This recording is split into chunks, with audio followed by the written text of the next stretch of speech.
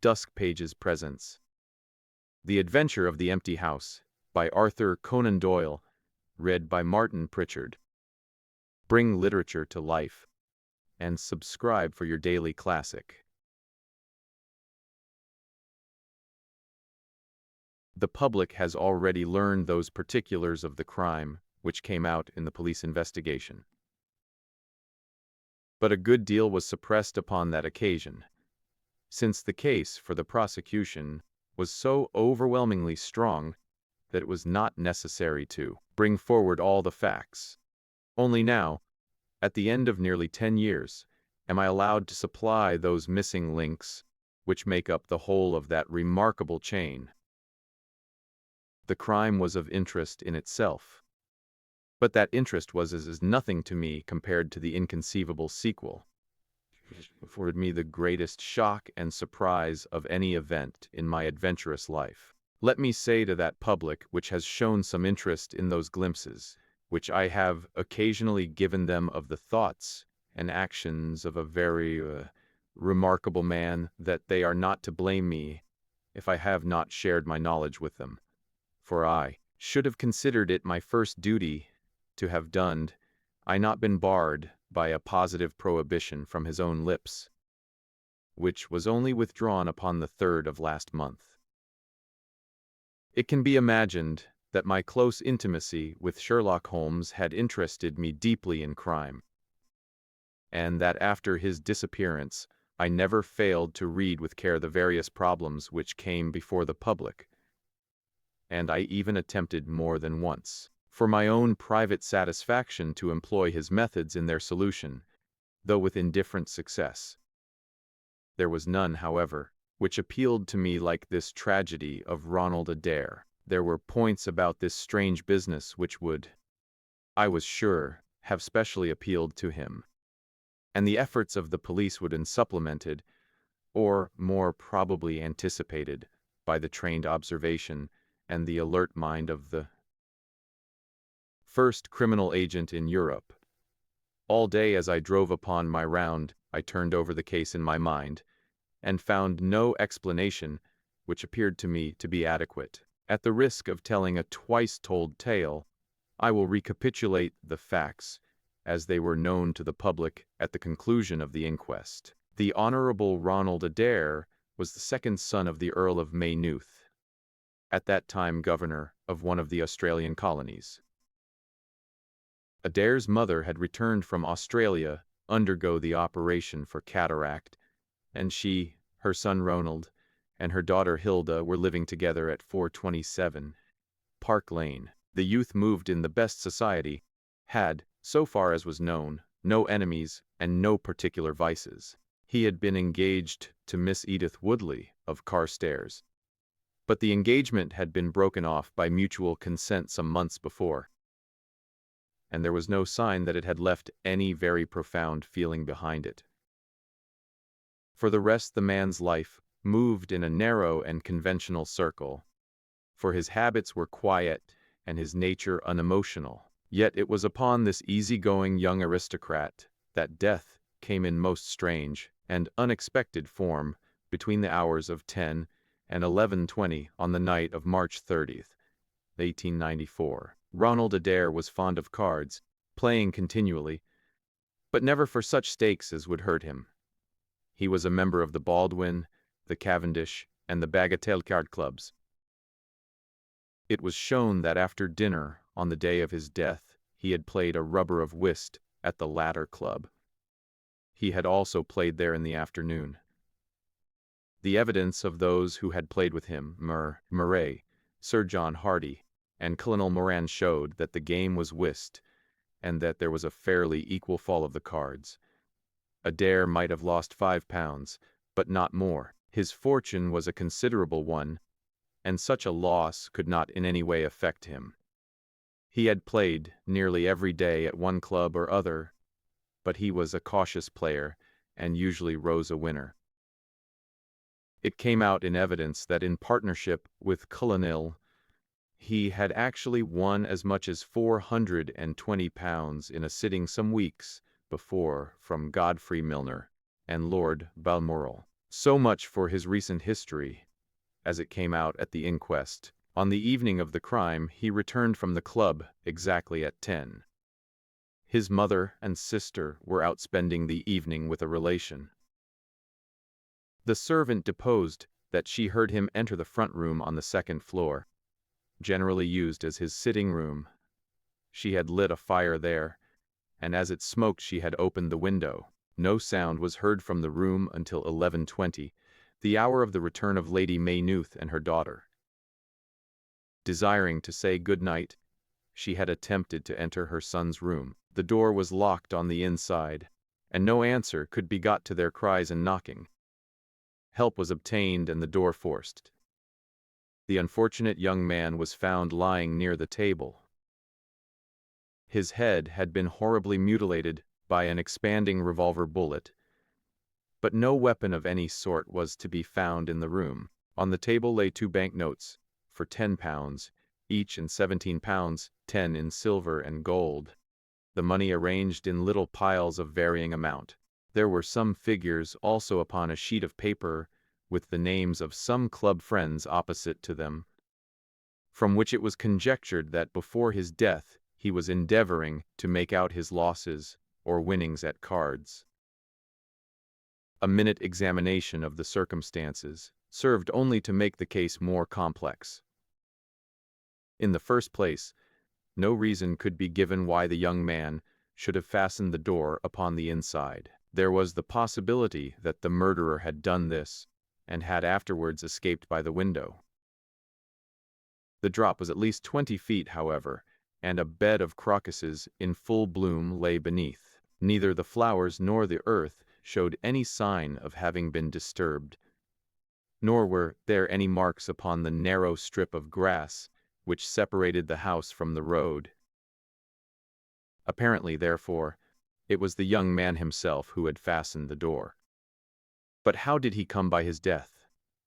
No one could have climbed up to the window without leaving traces. Suppose a man had fired through the window, it would indeed be a remarkable shot who could with a revolver inflict so deadly a wound.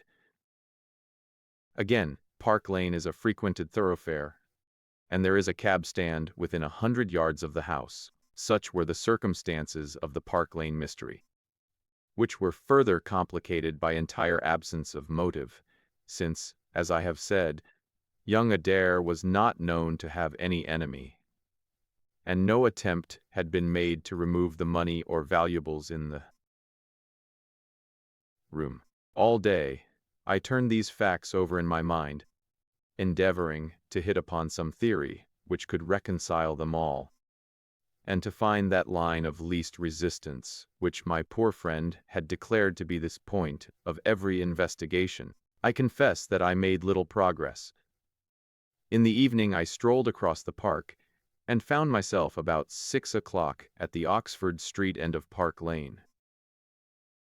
A group of loafers upon the pavements, all staring up at a particular window, directed me to the house which I had come to see. A tall, thin man with colored glasses, whom I strongly suspected of being a plain-clothes detective, was pointing out some theory of his own, while the others crowded round to listen to what he said. I got as near him as I could, but his observations seemed to me to be absurd, so I withdrew again in some disgust.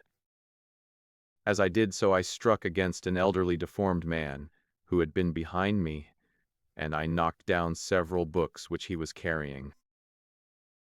I remember that as I picked them up, I observed the title of one of them, The Origin of Tree Worship, and it struck me that the fellow must some poor bibliophile who, either as a trade or as a hobby, was a collector of obscure volumes. I endeavored to apologize for the accident, but it was evident that these books, which I had so unfortunately maltreated, were very precious objects in the eyes of their owner. With a snarl of contempt he turned upon his heel, and I saw his curved back and white side whiskers disappear among the throng.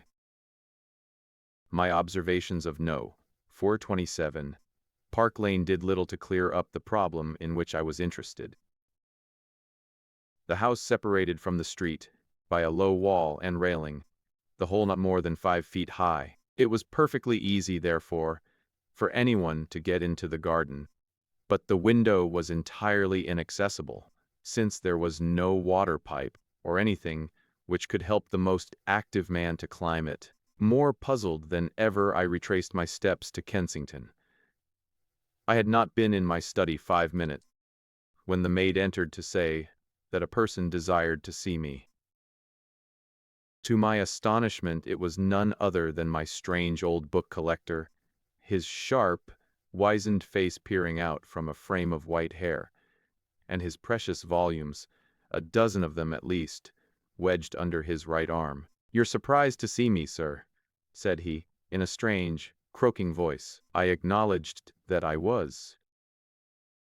"Well, I've a conscience, sir, and when I chanced to see you go into this house, as I came hobbling after you, I thought to myself, I'll just step in and see that kind gentleman, and tell him if I was a bit gruff in my manner there was not any harm meant, and that I am much obliged to him for picking up my books."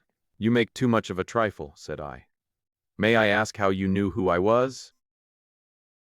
"Well, sir, if it isn't too great a liberty, I am a neighbor of yours, for you'll find my little bookshop at the corner of Church Street, and very happy to see you, I am sure. Maybe you collect yourself, sir.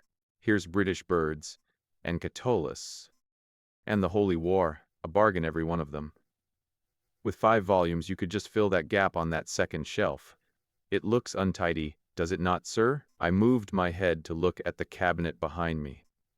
When I turned again, Sherlock Holmes was standing smiling at me across my study table.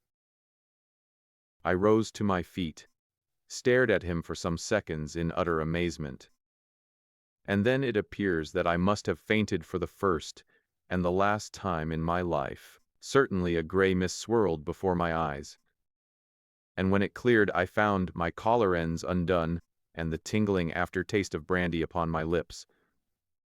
Holmes was bending over my chair, his flask in his hand. "My dear Watson," said the well-remembered voice, "I owe you 1,000 apologies. I had no idea that you would be so affected." I gripped him by the arm. "Holmes," I cried, "is it really you? Can it indeed be that you are alive? Is it possible that you succeeded in climbing out of that awful abyss?" "Wait a moment," said he. "Are you sure that you are really fit to discuss things? I have given you a serious shock by my unnecessarily dramatic reappearance." "I am all right, but indeed, Holmes, I can hardly believe my eyes. Good heavens, to think that you would be standing in my study." Again I gripped him by the sleeve and felt the thin, sinewy arm beneath it. "Well, you're not a spirit, anyhow," said I. "My dear chap, I am overjoyed to see you. Sit down and tell me how you came alive out of that dreadful chasm." He sat opposite to me and lit a cigarette in his old, nonchalant manner. He was dressed in the seedy frock-coat of the book merchant, but the rest of that individual lay in a pile of white hair and old books upon the table. Holmes looked even thinner and keener than of old, but there was a dead white tinge in his aquiline face, which told me that his life recently had not been a healthy one. "I am glad to stretch myself, Watson," said he. "It is no joke when a tall man has to take a foot off his stature for several hours on end. Now, my dear fellow, in the matter of these explanations we have, if I may ask for your cooperation, a hard and dangerous night's work in front of us.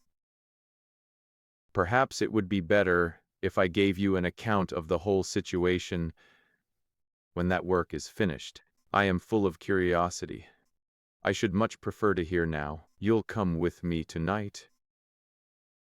"When you like, and where you like. This is indeed like the old days. We shall have time for a mouthful of dinner before we need go. Well then, about that chasm. I had no serious difficulty in getting out of it, for the very simple reason that I never was in it." "You never were in it?" "No, Watson, I never was in it. My note to you was absolutely genuine. I had little doubt that I had come to the end of my career when I perceived the somewhat sinister figure of the late Professor Moriarty standing upon the narrow pathway which led to safety. I read inexorable purpose in his gray eyes. I exchanged some remarks with him, therefore, and obtained his courteous permission to write the short note which you afterwards received. I left it with my cigarette box and my stick, and I walked along the pathway, Moriarty still at my heels. When I reached the end, I stood at bay. He drew no weapon, but he rushed at me and threw his long arms around me. He knew that his own game was up, and was only anxious to revenge himself upon me. We tottered together upon the brink of the fall. I have some knowledge, however, of baritsu, or the Japanese system of wrestling, which has more than once been very useful to me. I slipped through his grip, and he with a horrible scream kicked madly for a few seconds and clawed the air with both his hands. But for all his efforts he could not get his balance, and over he went. With my face over the brink, I saw him fall for a long way. Then he struck a rock, bounded off, and splashed into the water. I listened with amazement to this explanation, which Holmes delivered between the puffs of his cigarette. "But the tracks," I cried. "I saw with my own eyes that 2 went down the path and none returned." It came about in this way. The instant that the professor had disappeared, it struck me what a really extraordinarily lucky chance fate had placed in my way. I knew that Moriarty was not the only man who had sworn my death. There were at least 3 others whose desire for vengeance upon me would only be increased by the death of their leader. They were all most dangerous men. One or other would certainly get me. On the other hand, if all the world was convinced that I was dead, they would take liberties. These men, they would lay themselves open, and sooner or later I could destroy them. Then it would be time for me to announce that I was still in the land of the living. So rapidly does the brain act, that I believe I had thought this all out before Professor Moriarty had reached the bottom of the Reichenbach fall. I stood up and examined the rocky wall behind me. In your picturesque account of the matter, which I read with great interest some months later, you assert that the wall was sheer. This was not literally true. A few small footholds presented themselves, and there was some indication of a ledge. The cliff is so high that to climb it all was an obvious impossibility, and it was equally impossible to make my way along the wet path without leaving some tracks. I might, it is true, have reversed my boots, as I have done on similar occasions, but the sight of 3 sets of tracks in one direction certainly have suggested a deception. On the whole, it was best that I should risk the climb. It was not a pleasant business, Watson.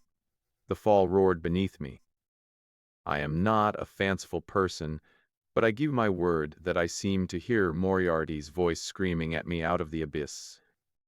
A mistake would have been fatal, more than once.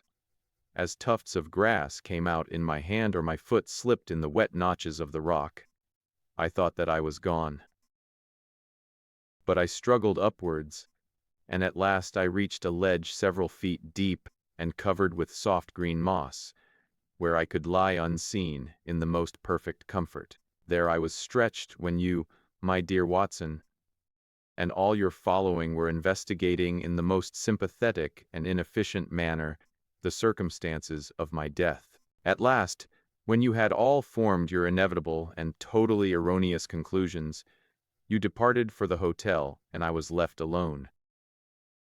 I had imagined that I had reached the end of my adventures, but a very unexpected occurrence showed me that there were surprises still in store for me.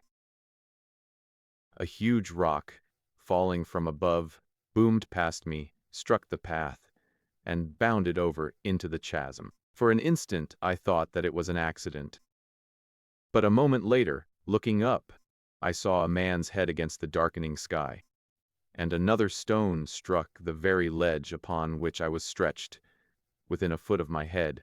Of course, the meaning of this was obvious. Moriarty had not been alone. A confederate, and even that one glance had told me how dangerous a man that confederate was, had kept guard while the professor had attacked me. From a distance, unseen by me, he had been a witness of his friend's death and of my escape. He had waited, and then, making his way round to the top of the cliff, he had endeavored to succeed where his comrade had failed. I did not take long to think about it, Watson. Again I saw that grim face look over the cliff, and I knew that it was the precursor of another stone. I scrambled down onto the path. I don't think I could have done it in cold blood. It was 100 times more difficult than getting up. But I had no time to think of the danger, for another stone sang past me as I hung by my hands from the edge of the ledge. Halfway down I slipped, but by the blessing of God I landed, torn and bleeding, upon the path. I took to my heels, did 10 miles over the mountains in the darkness, and a week later I found myself in Florence with the certainty that no one in the world knew what had become of me. I had only one confidant, my brother Mycroft.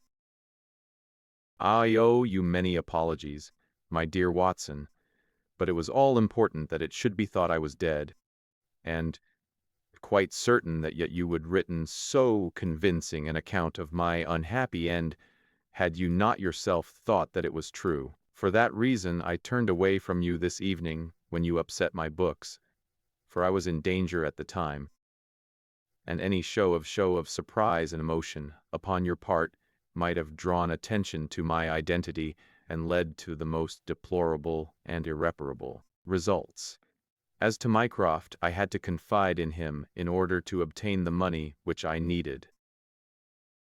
The course of events in London did not run so well as I had hoped, for the trial of the Moriarty gang left 2 of its most dangerous members, my own most vindictive enemies, at liberty. I traveled for 2 years in Tibet, therefore, and amused myself by visiting Lhasa and spending some days with the head Lama. You may have read of the remarkable explorations of a Norwegian named Sigerson, but I am sure that it never occurred to you that you were receiving news of your friend.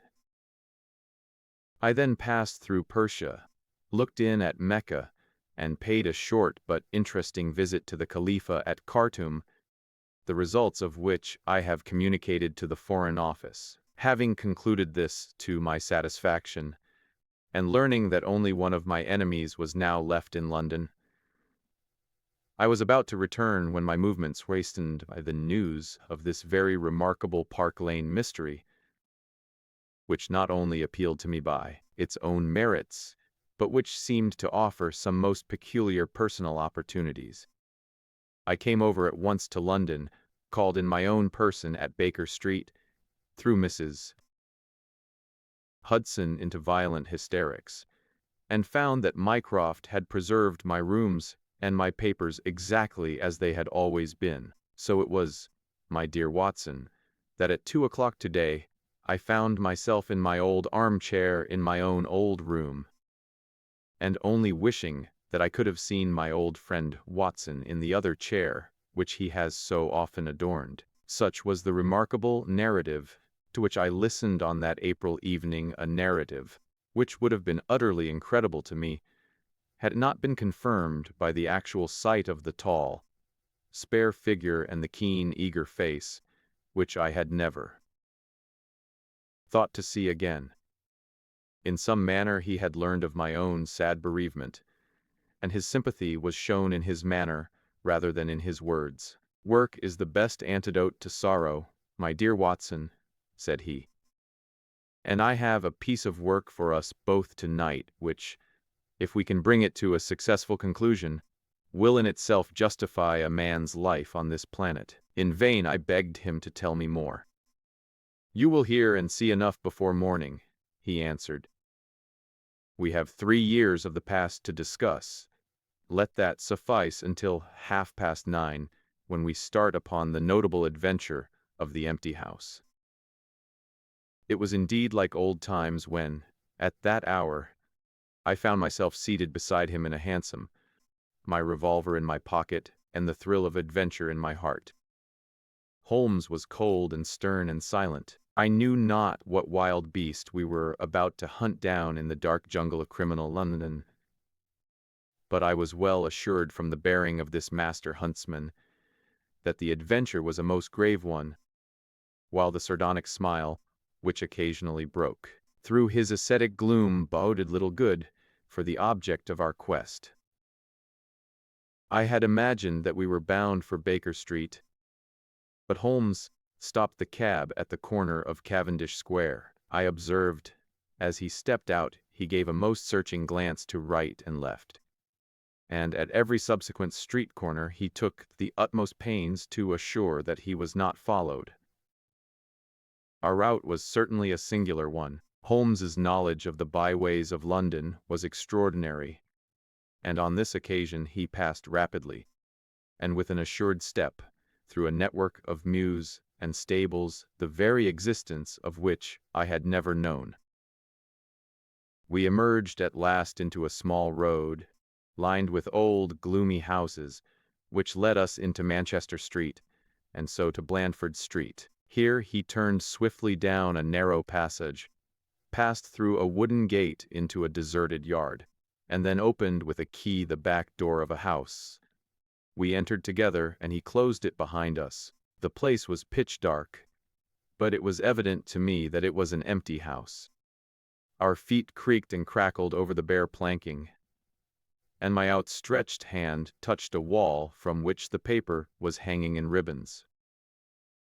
Holmes's cold, thin fingers closed round my wrist and led me forwards down a long hall, until I dimly saw the murky fanlight over the door. Here Holmes turned suddenly to the right, and we found ourselves in a large, square, empty room, heavily shadowed in the corners, but faintly lit in the center from the lights of the street beyond. There was no lamp near, and the window was thick with dust, so that we could only just discern each other's figures within. My companion put his hand upon my shoulder, and his lips close to my ear. "Do you know where we are?" he whispered. "Surely that is Baker Street," I answered, staring through the dim window. "Exactly. We are in Camden House, which stands opposite to our own old quarters. But why are we here? Because it commands so excellent a view of that picturesque pile. Might I trouble you, my dear Watson, to draw a little nearer to the window, taking every precaution not to show yourself, and then to look up at our old rooms, the starting point of so many of our little adventures? We will see if my 3 years of absence have entirely taken away my power to surprise you." I crept forward and looked across at the familiar window. As my eyes fell upon it, I gave a gasp and a cry of amazement. The blind was down, and a strong light was burning in the room. The shadow of a man who was seated in a chair within was thrown in hard, black outline upon the luminous screen of the window. There was no mistaking the poise of the head, the squareness of the shoulders, the sharpness of the features. The face was turned half round, and the effect was that of one of those black silhouettes which our grandparents loved to frame. It was a perfect reproduction of Holmes. So amazed was I that I threw out my hand to make sure that the man himself was standing beside me. He was quivering with silent laughter. "Well?" said he. "Good heavens!" I cried. "It is marvelous. I trust that age doth not wither nor custom stale my infinite variety," said he, and I recognized in his voice the joy and pride which the artist takes in his own creation. "It really is rather like me, is it not? I should be prepared to swear that it was you." The credit of the execution is due to Monsieur Oscar Meunier of Grenoble, who spent some days in doing the moulding. It is a bust in wax. The rest I arranged myself during my visit to Baker Street this afternoon. But why? Because, my dear Watson, I had the strongest possible reason for wishing certain people to think that I was there when I was really elsewhere. And the rooms were watched. I knew that they were watched. By whom? By my old enemies, Watson. By the charming society whose leader lies in the Reichenbach fall. You must remember that they knew, and only they knew, that I was still alive. Sooner or later they believed that I should come back to my rooms. They watched them continuously, and this morning they saw me arrive. How do you know? Because I recognized their sentinel when I glanced out of my window. He is a harmless enough fellow, Parker by name, a garroter by trade, and a remarkable performer upon the Jew's harp.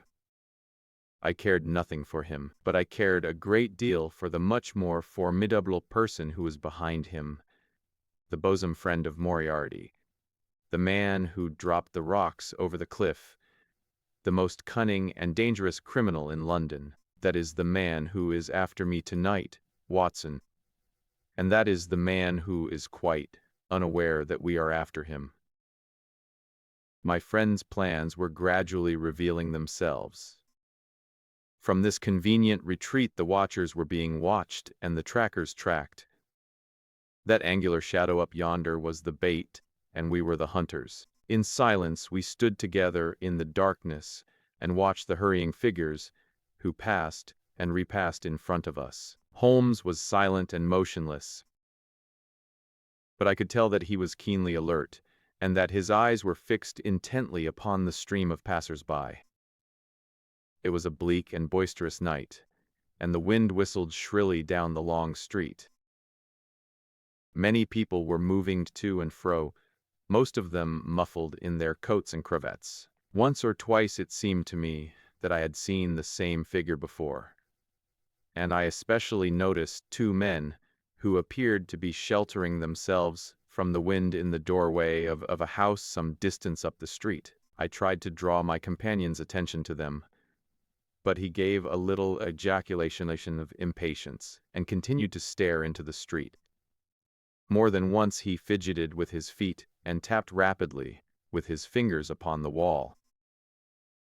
It was evident to me that he was becoming uneasy, and that his plans were not working out altogether as he had hoped. At last, as midnight approached and the street gradually cleared, he paced up and down the room in uncontrollable agitation. I was about to make some remark to him when I raised my eyes to the lighted window and again experienced almost as great a surprise as before. I clutched Holmes's arm and pointed upwards. "The shadow has moved," I cried. It was, indeed, no longer the profile, but the back which was turned towards us. 3 years had certainly not smoothed the asperities of his temper or his impatience with a less active intelligence than his own. "Of course it has moved," said he. "Am I such a farcical bungler that I should erect an obvious dummy and expect that some of the sharpest men in Europe would be deceived by it? We have been in this room 2 hours, and Mrs.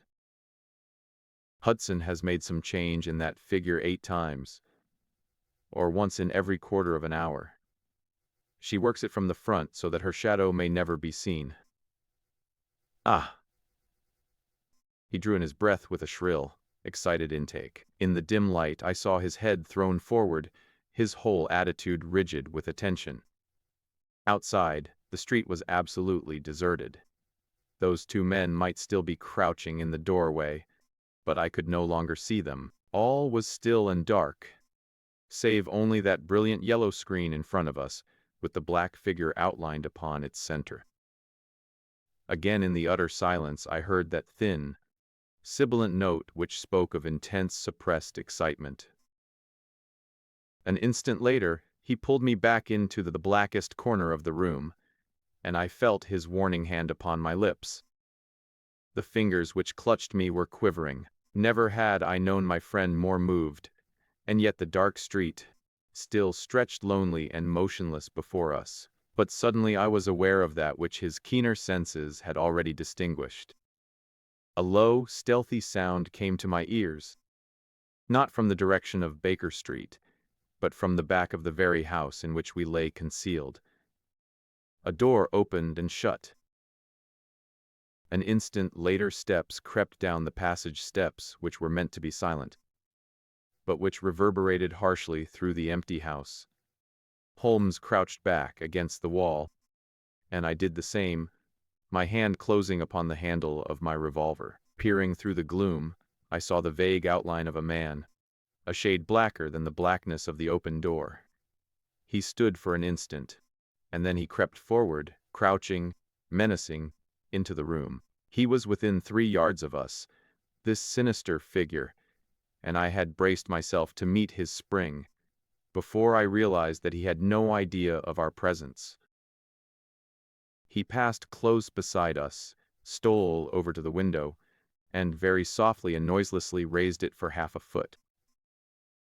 As he sank to the level of this opening, the light of the street, no longer dimmed by the dusty glass, fell full upon his face. The man seemed to be beside himself with excitement. His 2 eyes shone like stars and his features were working convulsively. He was an elderly man, with a thin, projecting nose, a high, bald forehead, and a huge grizzled mustache. An opera hat was pushed to the back of his head, and an evening dress shirt front gleamed out through his open overcoat.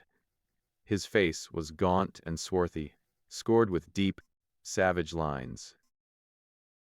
In his hand he carried what appeared to be a stick, but as he laid it down upon the floor, gave a metallic clang. Then from the pocket of his overcoat he drew a bulky object, and he busied himself in some task which ended with a loud, sharp click, as if a spring or bolt had fallen into its place. Still kneeling upon the floor, he bent forward and threw all his weight and strength upon some lever, with the result that there came a long, whirling, grinding noise, ending once more in a powerful click. He straightened himself then, and I saw that what he held in his hand was a sort of gun with a curiously misshapen butt. He opened it at the breech, put something in, and snapped the breech block. Then, crouching down, he rested the end of the barrel upon the ledge of the open window, and I saw his long mustache droop over the stock and his eye gleam as it peered along the sights. I heard a little sigh of satisfaction as he cuddled the butt into his shoulder and saw that amazing target, the black man on the yellow ground, standing clear at the end of his foresight. For an instant he was rigid and motionless. Then his finger tightened on the trigger. There was a strange, loud whiz and a long, silvery tinkle of broken glass. At that instant Holmes sprang, like a tiger on, to the marksman's back, and hurled him flat upon his face. He was up again in a moment, and with convulsive strength he seized Holmes by the throat. But I struck him on the head with the butt of my revolver, and he dropped again upon the floor. I fell upon him, and as I held him my comrade blew a shrill call upon a whistle. There was the clatter of running feet upon the pavement, and 2 policemen in uniform, with one plain-clothes detective, rushed through the front entrance and into the room. "That you, Lestrade?" said Holmes. "Yes, Mr. Holmes. I took the job myself. It's good to see you back in London, sir. I think you want a little unofficial help. 3 undetected murders in 1 year won't do, Lestrade. But you handled the Molesey mystery with less than your usual. That's to say, you handled it fairly well. We had all risen to our feet, our prisoner breathing hard, with a stalwart constable on each side of him. Already a few loiterers had begun in the street. Holmes stepped up to the window, closed it, and dropped the blinds. Lestrade had produced 2 candles, and the policemen had uncovered their lanterns. I was able at last to have a good look at our prisoner. It was a tremendously virile and yet sinister face which was turned towards us, with the brow of a philosopher above and the jaw of a sensualist below.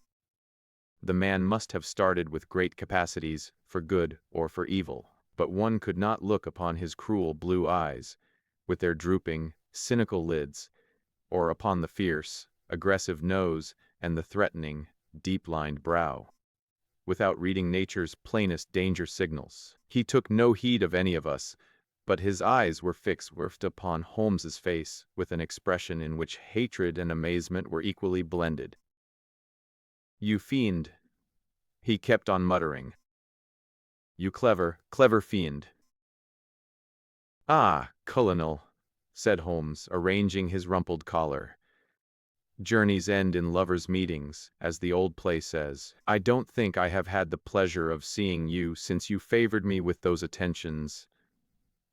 As I lay on the ledge, above the Reichenbach fall, the colonel still stared at my friend like a man in a trance. "You cunning, cunning fiend," was all that he could say. "I have not introduced you yet," said Holmes. "This, gentleman, is Colonel Sebastian Moran, once of Her Majesty's Indian Army, and the best heavy game shot that our Eastern Empire has ever produced. I believe I am correct, Colonel, in saying that your bag of tigers still remains unrivaled." The fierce old man said nothing, but still glared at my companion. With his savage eyes and bristling mustache, he was wonderfully like a tiger himself. "I wonder that my very simple stratagem could deceive so old a shikari," said Holmes. "It must be very familiar to you. Have you not tethered a young kid under a tree, lain above it with your rifle, and waited for the bait to bring up your tiger? This empty house is my tree, and you are my tiger. You have possibly had other guns in reserve, in case there be several tigers, or in the unlikely supposition of your own aim failing you." He pointed around. "Are my other guns? The parallel is exact." Colonel Moran sprang forward, with a snarl of rage, but the constables dragged him back. The fury upon his face was terrible to look at. "I confess that you had one small surprise for me," said Holmes.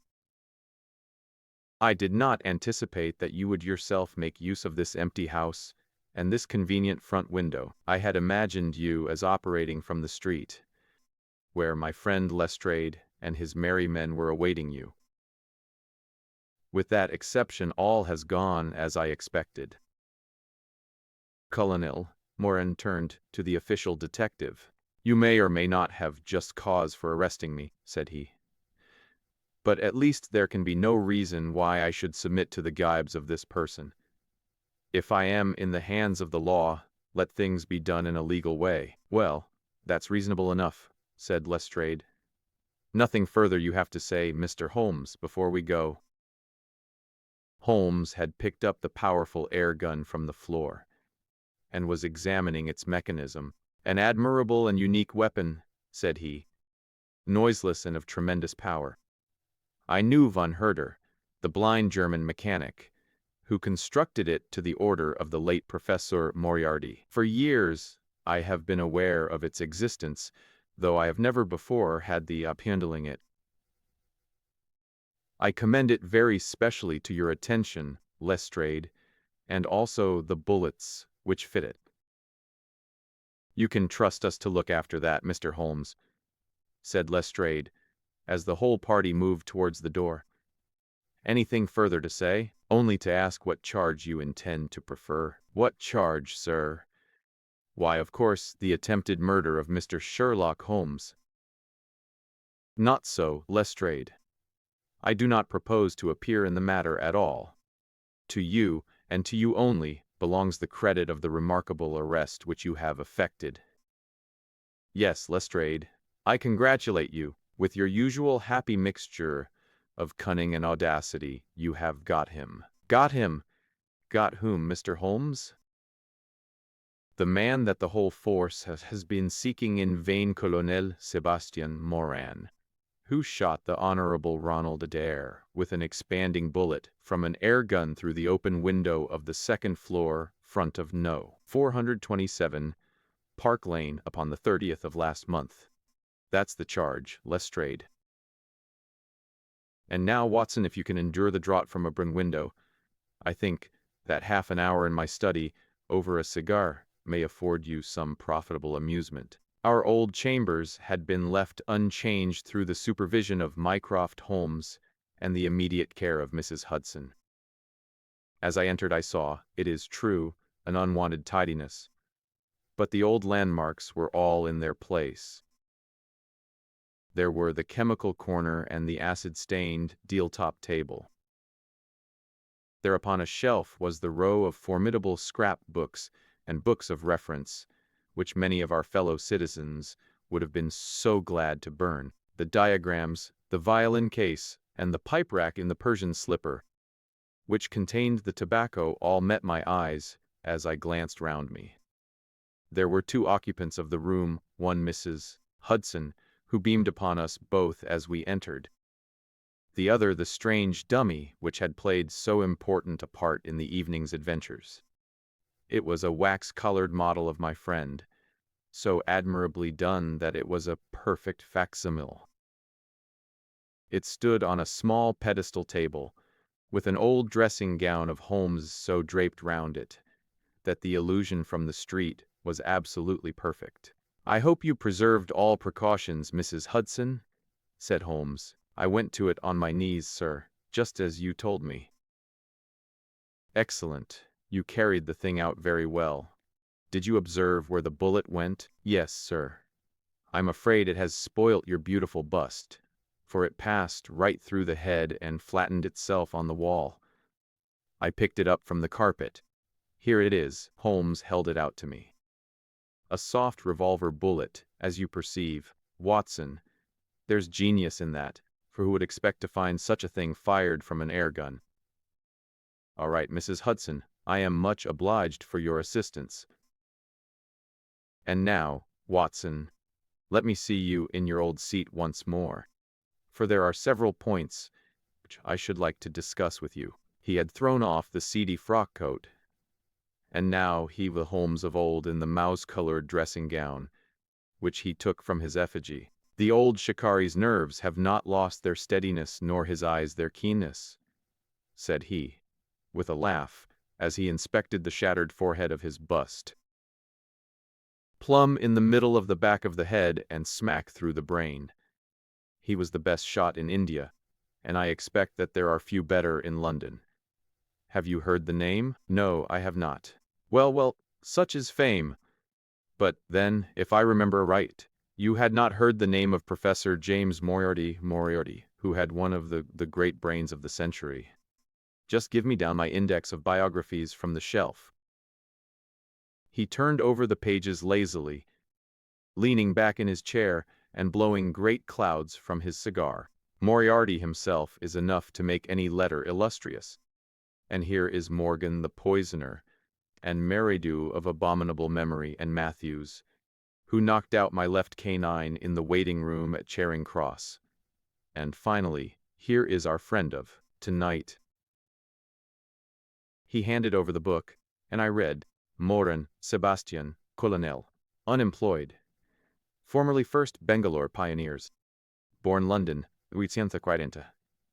Sir Augustus Moran, C.B., once British Minister to Persia.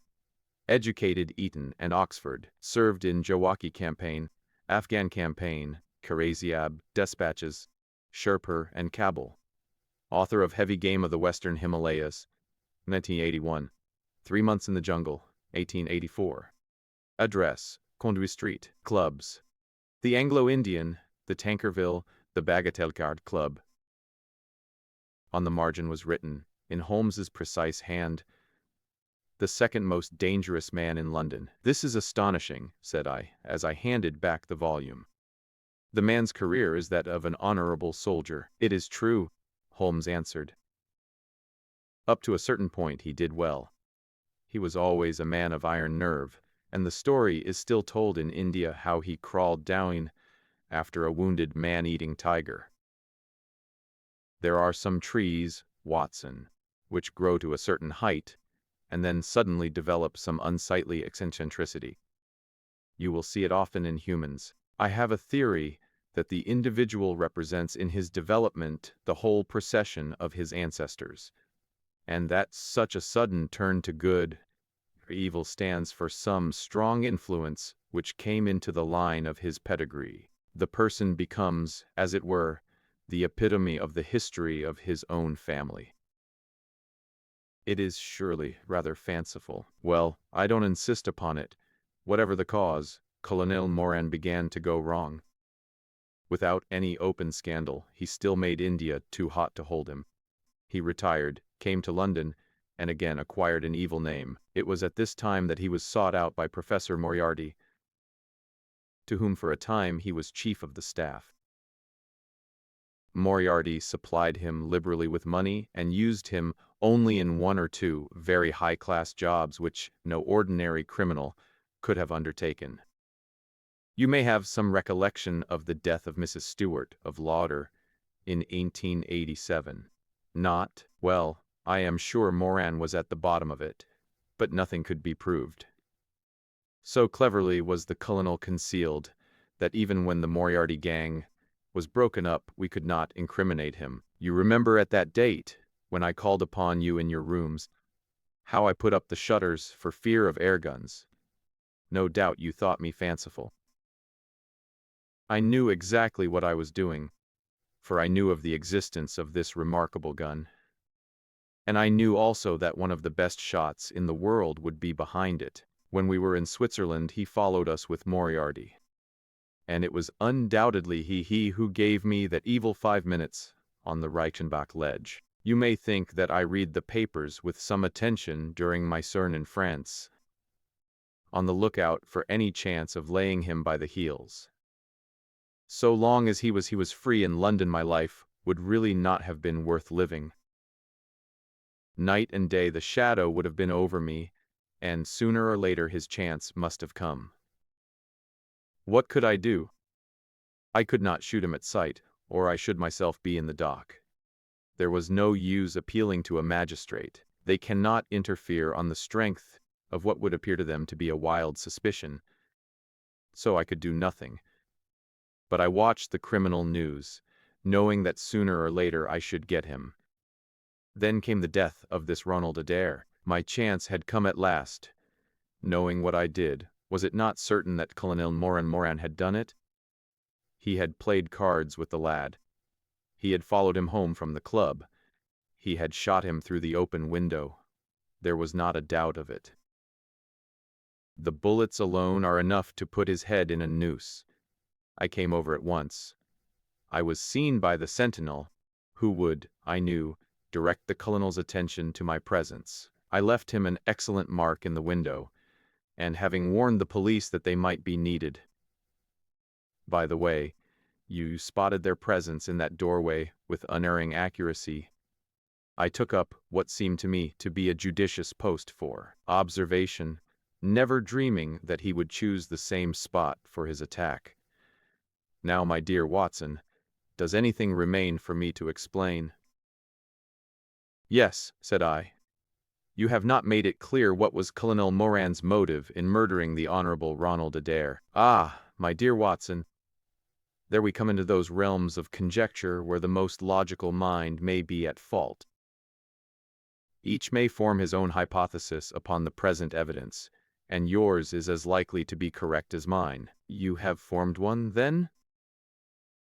I think that it is not difficult to explain the facts. It came out in evidence that Colonel Moran and young Adair had between them won a considerable amount of money. Now, Moran undoubtedly played foul of that. I have long been aware. I believe that, on the day of the murder, Adair had discovered that Moran was cheating. Very likely he had spoken to him privately, and had threatened to expose him unless he voluntarily resigned his membership of the club and promised not to play cards again. It is unlikely that a youngster like Adair would at once make a hideous scandal by exposing a well-known man so much older than himself. Probably he acted as I suggest. The exclusion from his clubs would mean ruin to Moran, who lived by his ill-gotten card gains. He therefore murdered Adair, who at the time was endeavoring to work out how much money he should himself return, since he could not profit by his partner's foul play. He locked the door, lest the ladies should surprise him, and insist upon knowing what he was doing with these names and coins. Will it pass? I have no doubt that you have hit upon the truth. It will be verified or disproved at the trial. Meanwhile, come what may, Colonel Moran will trouble us no more. The famous Amos airgun of Von Herder will embellish the Scotland Yard Museum. And once again, Mr.